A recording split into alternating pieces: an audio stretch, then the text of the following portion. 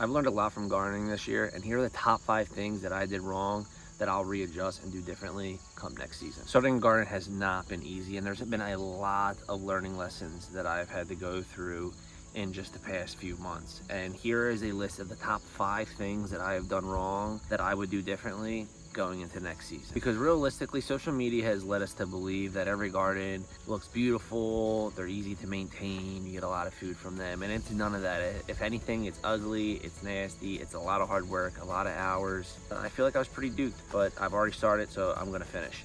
But starting with number one is, I feel like wilting has occurred in a lot of my plants, and after just a very simple Google search, it appears that you get wilting from a lack of drainage. And since I handmade these raised garden beds from an old water tank, I really thought the drainage was enough, especially at the bottom, because the top part of it had the gigantic hole and the base had the entry valve. But on top of me drilling probably an additional 150 holes in the top part, I thought it was enough, but I don't think it was, because when everything finally compacted after time, after a few weeks of rain and all the sticks and rocks that I put at the base compacted, I do feel like it blocked all the holes that water was coming out of. So from a simple Google search, apparently wilting happens from a lack of drainage, and then your plants get moldy at the bottom, and the mold essentially comes up through the stem, and you could see it by them turning orange or brown. Best practice, I guess, is to pull it, because it'll eat at everything else in your garden. So that happened with my cucumbers on week number 2. I've only had a very limited experience with cucumbers. I'm pretty excited to do that again next season, because those are something I can eat and pickle. Number 2 big issue that I found that I was having was the pests and the insects. They are everywhere, and at first you can't really see them because they are hidden. They're camouflaged, they blend in with all the leaves, and they like to hide under the leaves as well. So not something I thought I was going to have to deal with as bad as I am dealing with, but they literally have destroyed my plants. As you can see, most of what I have on my left raised garden bed has been completely ate by random little critters. So I'm not sure how to keep them away organically. I don't want to spray my garden with any chemicals. I know I've said that in past videos, but I have to do a little bit more research, because apparently planting flowers could keep certain insects away. So that's going to be the goal of mine come next season over the winter, to touch up on that.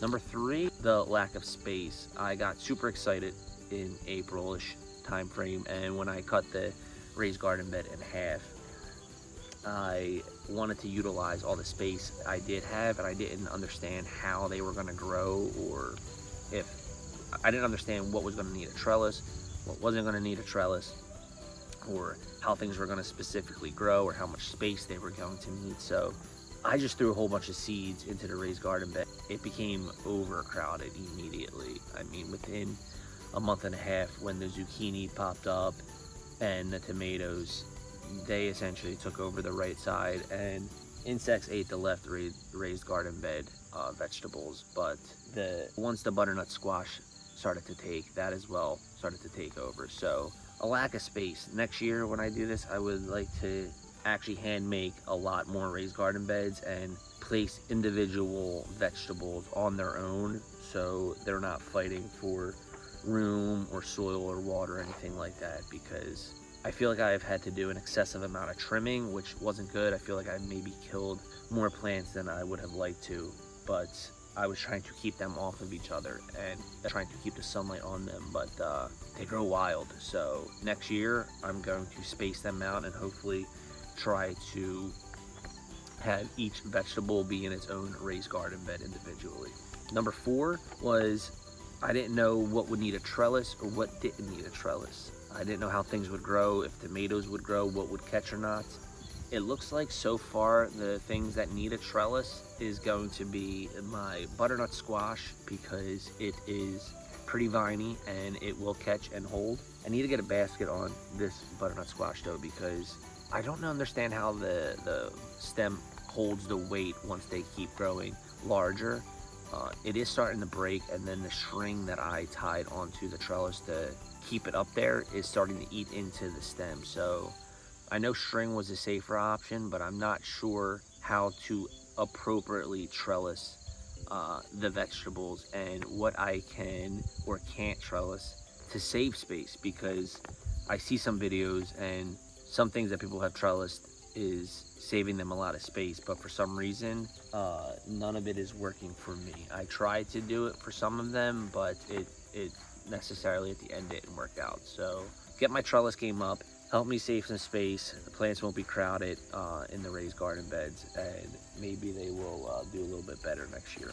And then number 5, I'm not sure how important this is, but I would have to say is a lack of topsoil I put on there. I was gonna go to the supermarket or store and buy some topsoil and just cover it, or essentially do straw or cardboard, newspaper, something, so weeds didn't keep growing. But I didn't do any of that. I wanted to keep this very minimal. I didn't want to spend money at all other than the seeds that I bought. So I wound up not buying any topsoil and just rocking with what I had. I'm not sure if that was a good call or not, but I do feel like a topsoil would have added the nutrients I would have needed that my soil I had delivered wasn't delivering. So next year I will try to add some topsoil.